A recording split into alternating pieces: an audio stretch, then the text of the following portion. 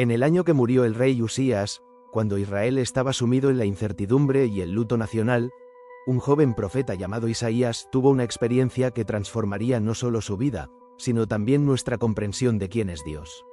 Mientras oraba en el templo de Jerusalén, el velo entre el cielo y la tierra se rasgó ante sus ojos, y lo que vio lo dejó postrado, temblando, consciente de su propia pequeñez ante la majestuosidad infinita del Creador. Lo que Isaías presenció aquel día no fue simplemente una visión religiosa más. Fue un encuentro con la realidad última del universo, con el fundamento mismo de toda existencia.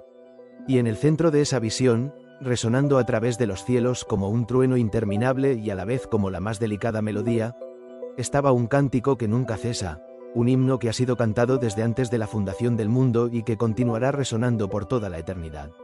Este cántico, simple en sus palabras pero infinito en su significado, consiste en 3 palabras repetidas 3 veces: Santo, Santo, Santo es el Señor de los ejércitos, toda la tierra está llena de su gloria. Estas palabras, pronunciadas por seres celestiales llamados serafines, encierran uno de los misterios más profundos de la fe y nos revelan algo fundamental sobre la naturaleza de Dios que ninguna teología humana podría expresar completamente. La sala del trono, el lugar donde resuena el cántico. Para comprender el cántico de los serafines, primero debemos entender dónde y cómo se entona. Isaías describe la escena con palabras que apenas pueden contener la magnitud de lo que presenció. Vio al Señor sentado sobre un trono alto y sublime, y el borde de su manto llenaba el templo. No era el templo terrenal de Jerusalén el que veía, sino el templo celestial del cual el templo humano era apenas una sombra, una copia imperfecta de una realidad mucho más gloriosa. El trono de Dios no era un simple asiento de poder como los tronos de los reyes terrenales. Era el punto central de toda la realidad, el eje sobre el cual gira toda la creación. Desde ese trono fluye toda autoridad, toda bondad, toda belleza, toda verdad. Es el lugar desde donde Dios gobierna no como un tirano que impone su voluntad por la fuerza, sino como el rey legítimo cuyo derecho a reinar está fundado en su propia naturaleza perfecta. Alrededor del trono, Isaías vio a los serafines. Estos seres celestiales son diferentes de los querubines y de los ángeles comunes que aparecen en otras partes de las Escrituras. Su nombre significa los que arden o los ardientes, lo cual nos habla de su naturaleza. Son seres consumidos por la pasión de adorar a Dios, encendidos por su proximidad al fuego santo de la presencia divina. Cada serafín tenía 6 alas. Con 2 alas cubrían sus rostros, incapaces de mirar directamente la gloria resplandeciente de Dios. Con otras 2 cubrían sus pies, en un gesto de humildad y reverencia. Y con las 2 alas restantes volaban, moviéndose en una danza eterna de adoración alrededor del trono. Estos seres, más puros y poderosos que cualquier cosa que podamos imaginar, están completamente absorbidos en una sola actividad: proclamar la santidad de Dios. El profeta describe cómo los serafines se llamaban unos a otros, pasándose el cántico como una antífona celestial.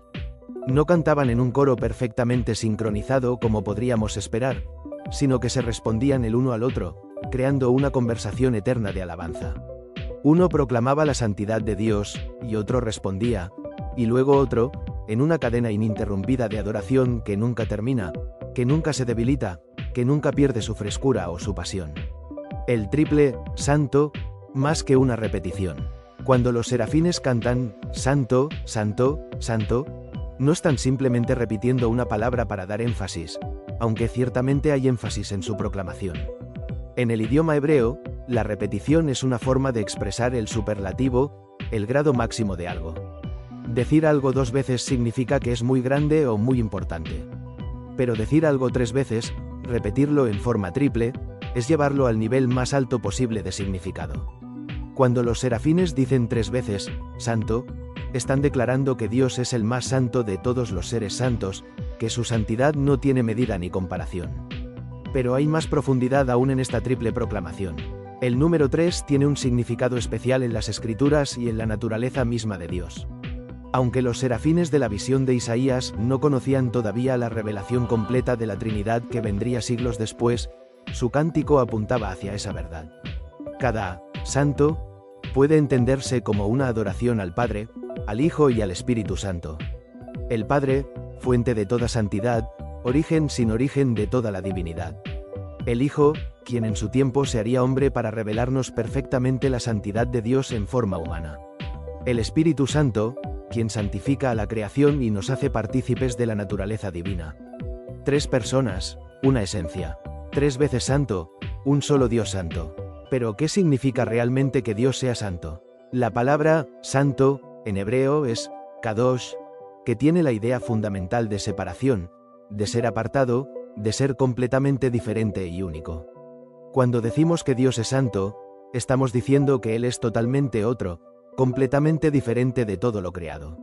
No es simplemente que Dios sea mejor que nosotros en grado, como si fuera un ser humano mejorado o un ángel más poderoso. Dios es diferente en tipo, en esencia, en naturaleza.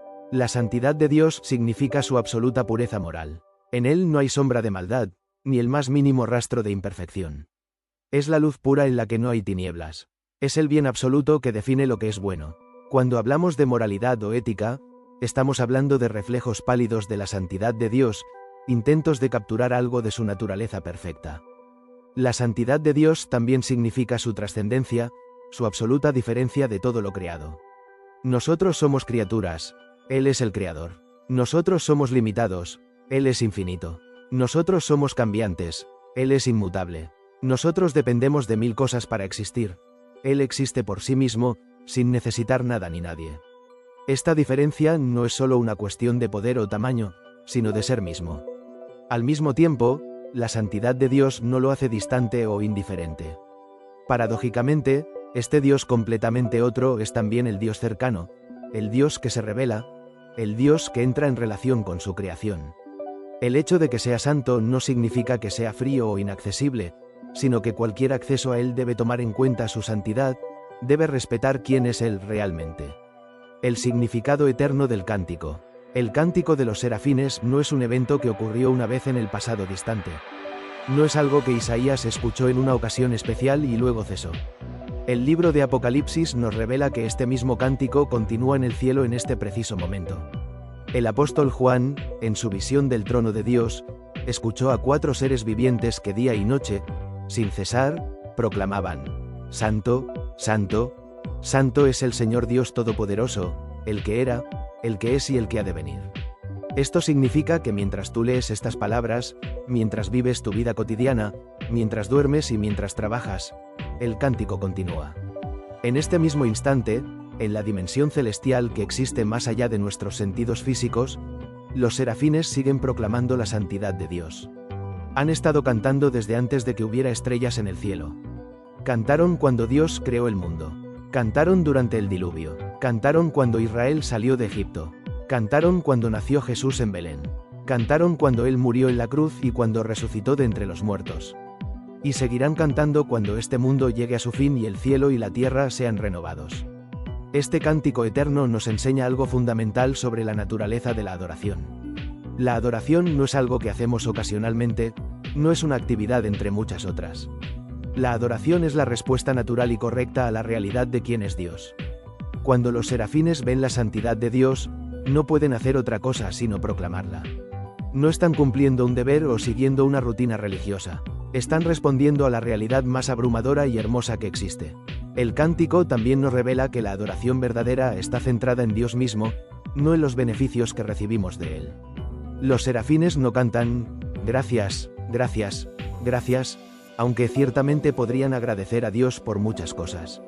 No cantan, ayúdanos, ayúdanos, ayúdanos, aunque podrían presentar peticiones.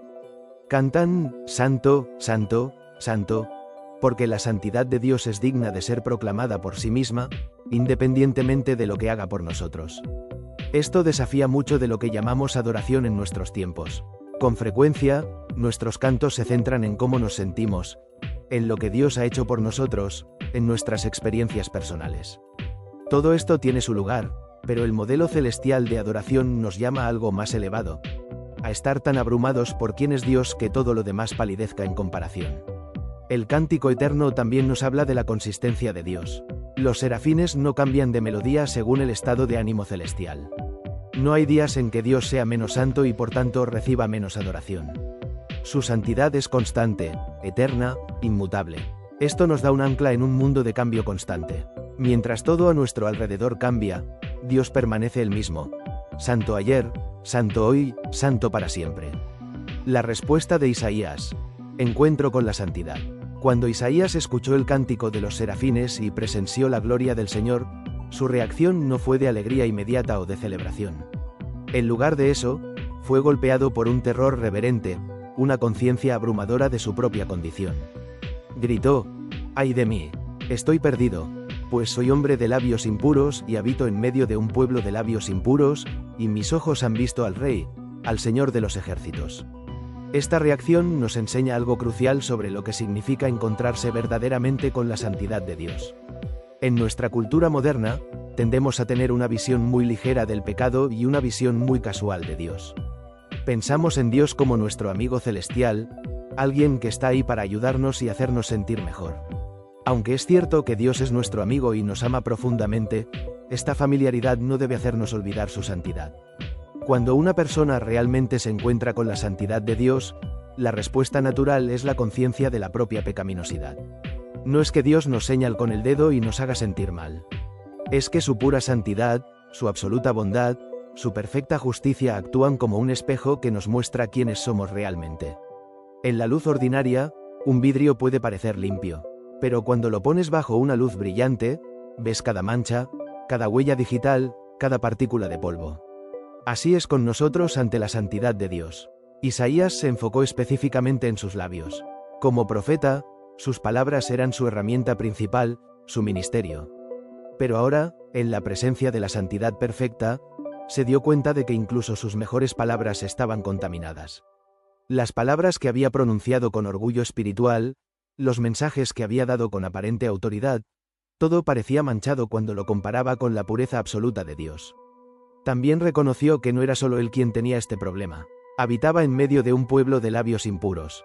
Todos compartimos esta condición. No importa cuán religiosos seamos, cuántas buenas obras hagamos, cuán morales nos consideremos, cuando nos enfrentamos a la santidad real de Dios, descubrimos que somos completamente inadecuados. Pero la historia no termina con la desesperación de Isaías. Uno de los serafines voló hacia él, llevando un carbón encendido que había tomado del altar con unas tenazas.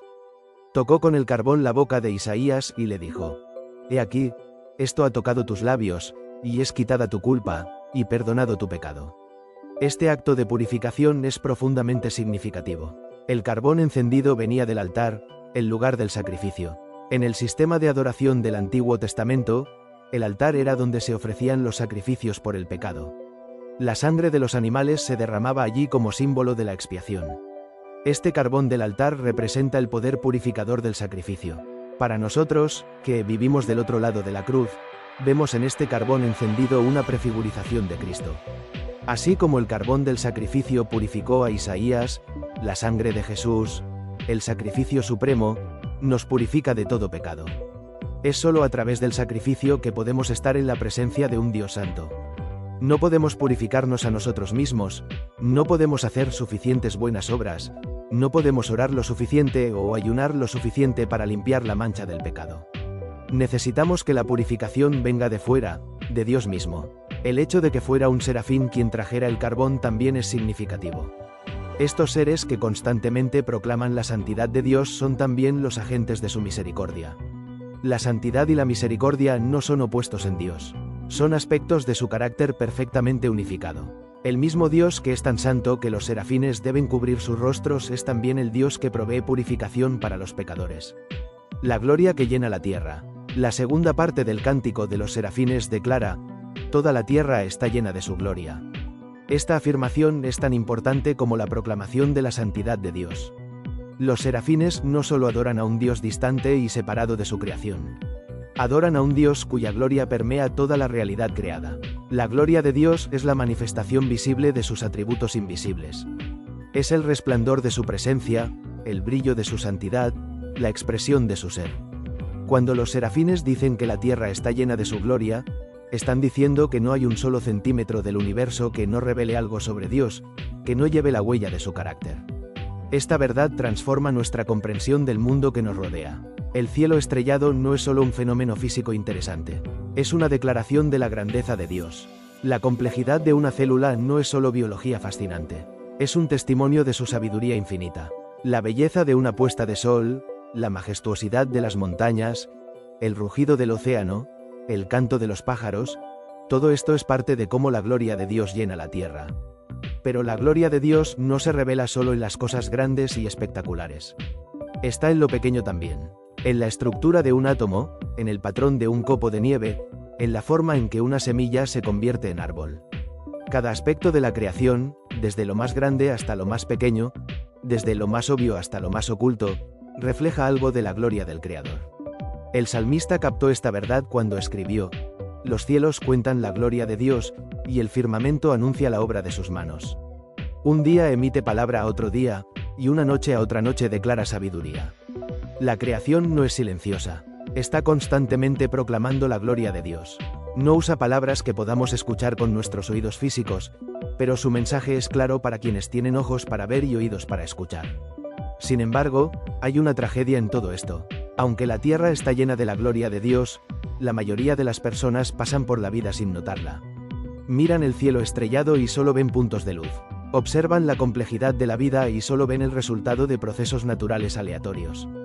Experimentan la belleza y la reducen a reacciones químicas en el cerebro. Han cerrado sus ojos a la gloria que está por todas partes. El pecado nos ha cegado a la gloria de Dios. No es que la gloria no esté ahí. Es que nuestra capacidad para percibirla ha sido dañada.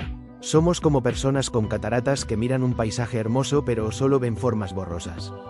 Necesitamos que nuestros ojos sean abiertos, que nuestra visión sea restaurada.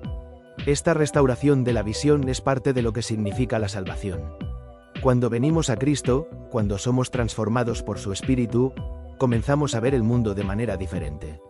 Las cosas que antes parecían ordinarias se revelan como extraordinarias. Empezamos a ver las huellas de Dios en todas partes. La creación se convierte en un libro que leemos, una canción que escuchamos, una revelación continua del carácter del Creador. Pero la proclamación de los serafines también apunta hacia un futuro glorioso. Aunque la tierra está llena de la gloria de Dios ahora, esa gloria está como velada, oculta detrás del pecado y la corrupción que han entrado en el mundo.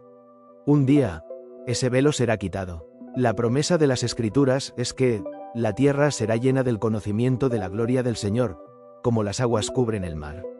En la nueva creación que Dios promete, la gloria de Dios no solo estará presente, sino que será visible, obvia, inescapable. No habrá rincón oscuro donde su luz no brille. No habrá corazón cerrado a su presencia. Todo y todos reflejarán y responderán a su gloria. El cántico de los serafines se convertirá en el cántico de toda la creación, uniéndonos al cántico eterno. Una de las verdades más asombrosas del Evangelio es que nosotros, seres humanos pecadores e imperfectos, estamos invitados a unirnos al cántico eterno de los serafines. No somos meros espectadores de la adoración celestial. A través de Cristo, se nos ha dado acceso al trono de gracia, y nuestra adoración aquí en la tierra se une a la adoración que nunca cesa en el cielo. Cuando cantamos en la iglesia, cuando oramos en privado, cuando vivimos nuestras vidas en obediencia y amor a Dios, estamos añadiendo nuestras voces al coro celestial. Nuestras palabras pueden ser torpes, nuestros cantos pueden estar desafinados, nuestras vidas pueden estar llenas de inconsistencias, pero a través de Cristo, son aceptables a Dios. Somos purificados por el carbón del altar, por la sangre del Cordero, y se nos permite entrar en el canto. Esta comprensión debería transformar nuestra adoración. Ya no es algo que hacemos solo para nuestro beneficio personal o para sentirnos bien. Es nuestra participación en algo eterno, algo que es más grande que nosotros, algo que conecta el cielo y la tierra. Cuando cantamos «Santo, Santo, Santo», en nuestras iglesias, estamos haciendo eco del cántico que los serafines han estado cantando por eones. Pero unirnos al cántico no es solo cuestión de palabras o melodías. Es cuestión de vida. Los serafines no solo cantan sobre la santidad de Dios, ellos mismos son seres santos, dedicados completamente a Él. Cuando proclamamos la santidad de Dios, estamos llamados a reflejar esa santidad en nuestras propias vidas. El apóstol Pedro nos exhorta: «Como aquel que os llamó es santo, sed también vosotros santos en toda vuestra manera de vivir, porque escrito está: sed santos, porque yo soy santo». La santidad no es solo un atributo que admiramos en Dios desde la distancia. Es algo a lo que somos llamados, una manera de vivir que nos es demandada. Esto no significa que podamos alcanzar la santidad perfecta de Dios en esta vida. Eso sería imposible, pero significa que debemos estar en un proceso constante de santificación, de ser apartados para Dios, de llegar a ser más como Cristo. Cada día, a través del poder del Espíritu Santo, debemos estar muriendo al pecado y viviendo para la justicia. Nuestra santidad no es para ganar el favor de Dios. Ya tenemos su favor a través de Cristo. Nuestra santidad es nuestra respuesta al Evangelio, nuestra manera de vivir que corresponde a quien Dios es y a lo que ha hecho por nosotros. Es como nuestras vidas se convierten en un cántico de adoración, añadiendo no solo palabras sino acciones al eterno, santo, santo, santo. El temblor de los cimientos. Isaías nos dice que cuando los serafines proclamaban la santidad de Dios, los cimientos de los umbrales temblaron con la voz del que clamaba, y la casa se llenó de humo. Esta no era una adoración tranquila y ordenada. Era poderosa, dramática, abrumadora. La voz de los serafines era tan potente que hacía temblar los cimientos del templo celestial. Esta descripción nos recuerda que la adoración verdadera no es un asunto trivial o casual. No es simplemente una actividad religiosa agradable que nos hace sentir bien. Es un encuentro con el poder y la majestad de Dios que debería sacudir todo nuestro ser, que debería hacer temblar los cimientos de nuestras vidas. El humo que llenó el templo nos recuerda otras apariciones de Dios en las Escrituras. Cuando Dios descendió sobre el monte Sinaí para dar la ley a Moisés, el monte se cubrió de humo porque el Señor descendió sobre él en fuego. Cuando el tabernáculo fue dedicado en el desierto, la gloria de Dios lo llenó de tal manera que ni siquiera Moisés podía entrar. Cuando el templo de Salomón fue dedicado, la gloria del Señor llenó la casa de Dios de tal forma que los sacerdotes no podían estar allí para ministrar. El humo es un símbolo de la presencia de Dios, pero también de su misterio. Dios se revela, pero no completamente. Se da a conocer, pero permanece en parte oculto. Podemos conocerlo verdaderamente, pero no exhaustivamente. Hay un sentido en el que Dios siempre permanece más allá de nuestra comprensión completa, envuelto en el misterio de su ser infinito. Esta combinación de revelación y misterio debería mantenernos humildes en nuestra teología. Podemos y debemos estudiar a Dios, pensar profundamente sobre Él, meditar en sus atributos y sus caminos. Pero nunca debemos pensar que lo hemos descubierto completamente, que lo hemos encerrado en nuestras categorías teológicas, que lo hemos domesticado con nuestras doctrinas. El Dios que hace temblar los cimientos con su voz es el mismo Dios que susurra a nuestros corazones. El Dios que se envuelve en humo y misterio es el mismo Dios que se reveló completamente en Cristo. El Dios que es completamente santo, completamente otro, es el mismo Dios que se ha acercado a nosotros en amor, que ha cruzado la distancia infinita entre el Creador y la creación para buscar y salvar a los perdidos. La misión nace de la adoración. Después de que Isaías fue purificado por el carbón del altar, escuchó la voz del Señor diciendo: ¿A quién enviaré, y quién irá por nosotros? Y el profeta, transformado por su encuentro con la santidad de Dios, respondió: Heme aquí, envíame a mí. Este patrón es significativo. La misión nace de la adoración. Isaías no fue comisionado hasta que primero adoró, hasta que primero fue confrontado con su pecado, hasta que primero fue purificado. Solo entonces estaba listo para ser enviado. La adoración verdadera siempre nos lleva hacia afuera, hacia un mundo que necesita escuchar sobre el Dios Santo. Cuando escuchamos el cántico de los serafines, cuando somos abrumados por la santidad de Dios, cuando experimentamos su gracia purificadora, no podemos quedarnos callados. Debemos compartir lo que hemos visto y oído. Debemos decirle a otros sobre este Dios tan santo que los serafines cubren sus rostros ante él, y tan misericordioso que purifica a pecadores como nosotros. El mensaje que llevamos al mundo está centrado en la misma verdad que los serafines proclaman: la santidad de Dios. Pero ahora llevamos también la noticia de cómo esa santidad puede ser alcanzada por los pecadores. Llevamos el mensaje de la cruz, donde la santidad de Dios y su amor se encontraron en un acto de redención asombroso. En la cruz, vemos la santidad de Dios en su odio absoluto al pecado. Dios no podía simplemente ignorar el pecado o barrerlo debajo de la alfombra. Su santidad demandaba que el pecado fuera juzgado, que la justicia fuera satisfecha. Pero en la cruz también vemos el amor de Dios en su provisión de un sustituto. Dios mismo, en la persona de su Hijo, cargó el juicio que nosotros merecíamos. Jesús, el Santo de Dios, fue hecho pecado por nosotros para que nosotros pudiéramos ser hechos justicia de Dios en él. Él experimentó la separación de Dios que el pecado merece para que nosotros pudiéramos experimentar la comunión con Dios que solo los santos pueden disfrutar. En Cristo, El Dios completamente santo se acerca al pecador completamente profano y lo hace santo. Esta es la noticia que debemos proclamar. No es un mensaje suave o acomodado. Es un mensaje que comienza con la santidad de Dios, que confronta la realidad del pecado humano, que ofrece la única solución posible en Cristo. Es un mensaje que hace eco del cántico de los serafines mientras anuncia las buenas nuevas de la salvación. El cántico en nuestras vidas cotidianas. El cántico de los serafines no debe permanecer solo en las alturas celestiales o en nuestros momentos de adoración formal. Debe permear toda nuestra vida, debe convertirse en la canción de fondo de nuestra existencia. Cada momento de nuestras vidas puede convertirse en una expresión de Santo, Santo, Santo. Cuando nos despertamos por la mañana y nuestro primer pensamiento es de gratitud a Dios, estamos cantando el cántico. Cuando enfrentamos las tentaciones del día y elegimos la pureza sobre el pecado, estamos cantando el cántico. Cuando tratamos a los demás con amor y respeto porque están hechos a imagen del Dios Santo, estamos cantando el cántico. Cuando trabajamos con excelencia y diligencia, no para ganar la aprobación de la gente sino como un acto de adoración a Dios, estamos cantando el cántico. Cuando usamos nuestros recursos generosamente para bendecir a otros y avanzar el reino de Dios, estamos cantando el cántico. Cuando perdonamos a quienes nos han herido, reflejando la gracia que hemos recibido, estamos cantando el cántico. En nuestros matrimonios, cuando amamos a nuestros cónyuges con amor sacrificial como Cristo amó a la Iglesia, estamos cantando el cántico. En nuestras familias, cuando criamos a nuestros hijos en el temor y la instrucción del Señor, estamos cantando el cántico. En nuestras amistades, cuando edificamos y animamos en lugar de criticar y derribar, estamos cantando el cántico. Incluso en el sufrimiento, cuando confiamos en la bondad y la soberanía de Dios a pesar de las circunstancias difíciles, estamos cantando el cántico. Cuando encontramos gozo en medio del dolor porque sabemos que nada puede separarnos del amor de Dios, estamos cantando el cántico.